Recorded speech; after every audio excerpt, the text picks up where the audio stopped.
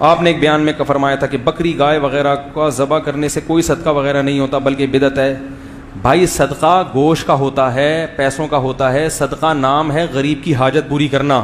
اگر غریب کو بکرے کے گوشت میں زیادہ انٹرسٹڈ ہے تو پھر ٹھیک ہے, گائے کے گوشت میں زیادہ انٹرسٹڈ ہے تو پھر ٹھیک ہے. اگر وہ پیسے میں انٹرسٹڈ ہے تو پھر گائے ذبح کرنا حماقت ہے یا نہیں ہے؟ وہ راشن چاہتا ہے, آپ نے گائے کا گوشت بکرے کا گوشت لا کے رکھ دیا, وہ کہہ رہا ہے یار بکرا 25,000 میں آتا ہے, 25 میں میرے 2 مہینے کا راشن آ جاتا, میں بکرا کتنے دن کھاؤں گا؟ یہ مقصد ہے کہنے کا. لیکن لوگ پھر بھی بکرا ذبح کرتے ہیں. اس کا مطلب ہے لوگ سمجھتے ہیں کہ جانور کے گلے پہ چھری چلانا صدقہ ہے, یہ عبادت ہے, حالانکہ یہ بدعت ہے. جانور کے گلے جانور کاٹنا عبادت صرف بقرعید میں, عقیقے میں اور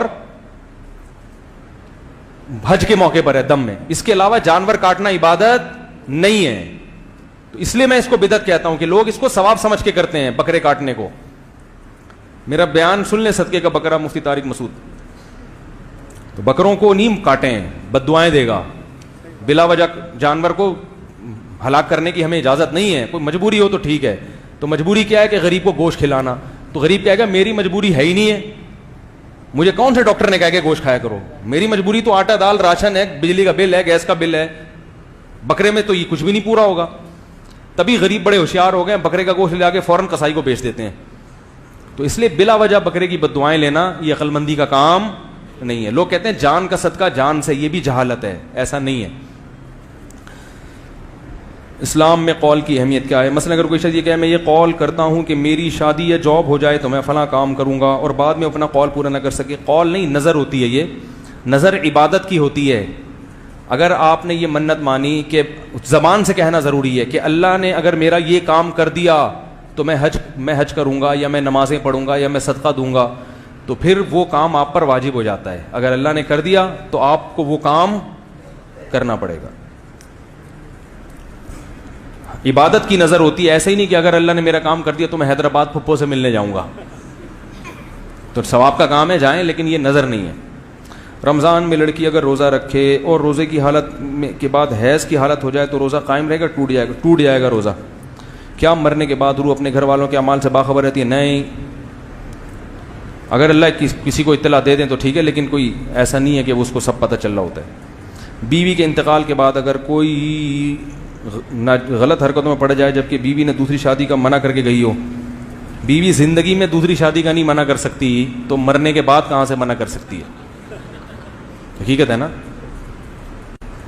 وہ بعض عورتیں اپنے شوہر سے ایگریمنٹ لیتی ہیں کہ اگر میں مر گئی تو آپ شادی کریں گے, تو آپ اس کو ابھی نہ بتائیں کہ کروں گا ورنہ مر جائے گی وہ. آپ اس کو ٹوپی کرا دیں, بولیں تم یہ بول. دیکھو خواتین بہت ہوشیار ہوتی ہیں. یہی بات اگر شوہر کرے نا کہ بیگم اگر میں مر گیا تو تم شادی تو نہیں کرو گی, تو توبہ توبہ کیسی باتیں کر رہے ہیں آپ ہیں؟ کیوں مرنے کی باتیں کیوں کر رہے ہیں آپ؟ اللہ آپ کو زندگی دے, اللہ میرے بچوں کے باپ کا سایہ ان پر تادیر قائم رکھے, ٹھیک ہے نا, ایسی بات ہے. تو آپ بھی ایسے ہی کیا کریں. بیوی جب کہ اگر میں مر گئی تو آپ شادی کریں گے تو توبہ توبہ, تو استغفر اللہ استغفر اللہ. بیگم کیا باتیں کر رہی ہو تم, آئندہ یہ موت کا لفظ زبان پہ نہیں لے کے, اور دل میں نیت کریں تو مر کے دیکھ خالی, میں کو پاگل ہوں میں جو بیوی کے بغیر زندگی گزاروں گا. اگر میں بیوی کے بغیر زندگی گزار سکتا تو تجھے لانے کی کیا ضرورت تھی بھائی؟ کیا خیال ہے بھائی؟